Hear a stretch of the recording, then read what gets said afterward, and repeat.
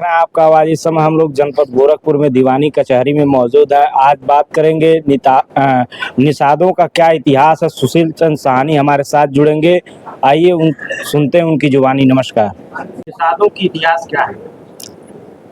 देखिए, निषाद का मतलब होता है नी प्लस साध। मतलब नी मतलब जल और साध मतलब शासन, यानी जल पे शासन करने वाला जो कौम है वो निषाद है। ठीक है। अब इसकी पूरी कहानी आप जानेंगे। जैसे देखिए, निषाद राज गुहा जी हमारे निषाद समाज के आराध्य है। ठीक है। और आप लोगों ने भी सुना होगा, प्रभु राम जी के मित्र हैं। प्रभु राम जी के मित्र होने के साथ साथ प्रभु राम जी के साथ हमारे प्रभु निषाद राज गुहा जी की प्रारंभिक शिक्षा गुरुकुल में हुई थी। अब यहाँ गौर फरमाने वाली चीज़ है कि निषाद राज गुहा जी का वंश और प्रभु राम जी का वंश कहाँ पर है। प्रभु राम जी का वंश आज समाज की मुख्य धारा में है, समाज का नेतृत्व कर रहा है। और निषाद राज गुहा जी का वंश कहाँ है? निषाद राज गुहा जी का वंश समाज की मुख्य धारा से हट गया है, मुख्य धारा में सम्मिलित नहीं है। इसके पीछे प्रमुख कारण क्या है?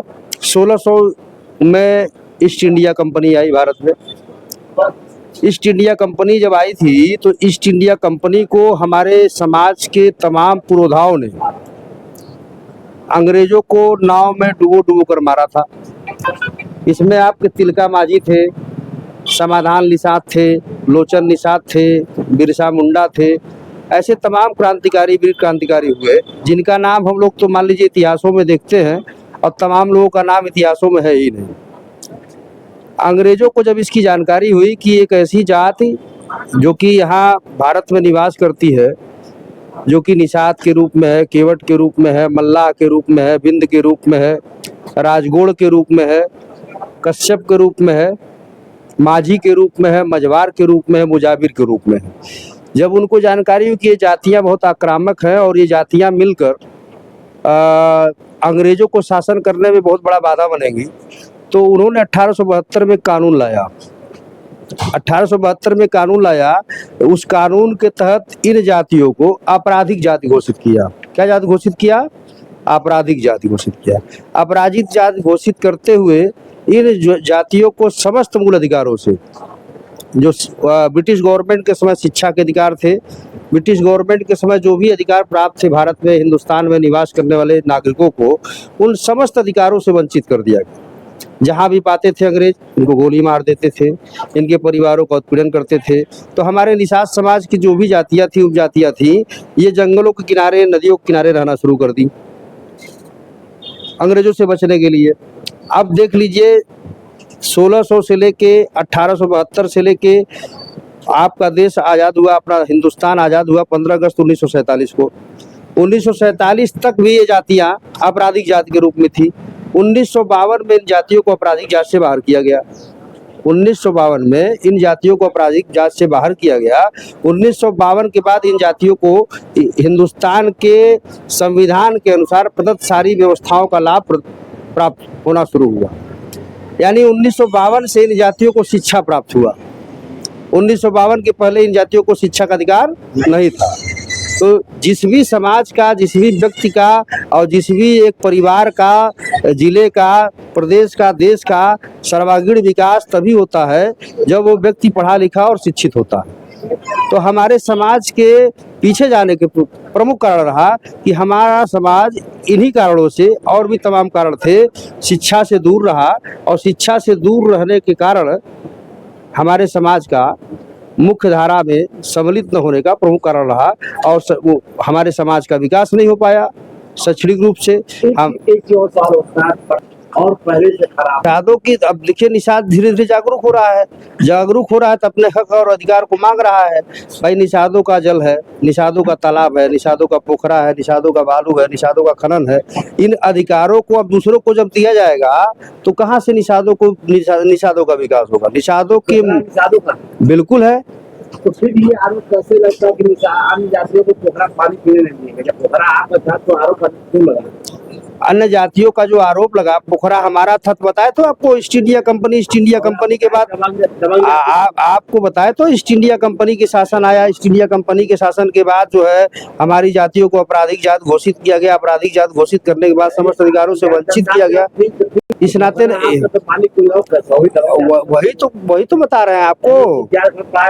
इतिहासों में बहुत से कुटाराघात हुए, बहुत सी प्रकार की भ्रांतियां रही और हमारे समाज का बहुत प्रकार से उत्पीड़न हुआ। अब तो हमारा समाज धीरे धीरे जागना शुरू हुआ, पढ़ना लिखना शुरू कर दिया। अब पढ़ना लिखना शुरू कर दिया तो जो भाई पढ़ेगा, जो लिखेगा और जो जानेगा वही तो अपना हक अधिकार मांगेगा।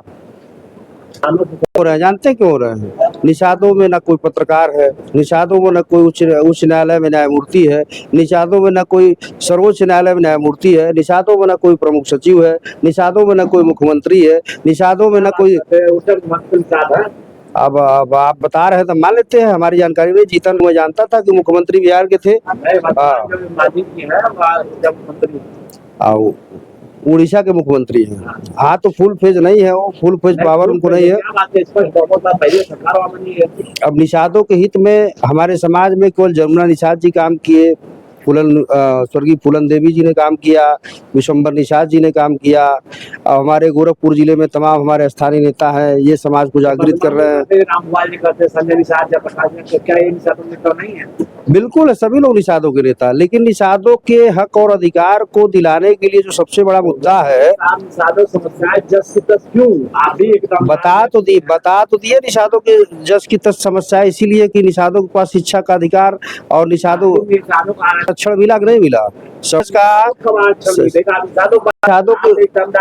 निषादों का हक और अधिकार तभी मिलेगा ना जब निषाद पढ़े लिखेंगे, जागरूक होंगे, बौद्धिक होंगे, अपने हक अधिकार को जानेंगे। अब बताइए ईडब्ल्यूएस का 10% आरक्षण दे दिया गया, इस पे कोई हंगामा हुआ पूरे देश में? हंगामा कोई हुआ कि नहीं हुआ? बताइए, इतना बताओ। कह रहे हर वर्ग में गरीब नहीं है, इच्छा होनी चाहिए, इस संख्या भारी, उसकी उतनी हिस्सेदारी होनी चाहिए, नहीं होनी चाहिए। की कहाँ से अडानी अंबानी तो उद्योगपति है, उनकी कहाँ से यहाँ बात हो गई? अडानी अंबानी, अरे भाई कहने का मतलब ईडब्ल्यूएस का भी जितना आप ईडब्ल्यूएस के सर्टिफिकेट की अगर आप जांच करा लेंगे, अभी आज के डेट में आप जांच करा लीजिए तो जितने ईडब्ल्यूएस का लाभ ले रहे हैं लोग 60% से ऊपर मानक के विपरीत पाए जाएंगे लोग। इसके बारे में क्या कहेंगे तो सूची जात का हम लोग लाभ मांग रहे हैं ना, हम लोग पिछड़ी कहाँ मांग रहे हैं?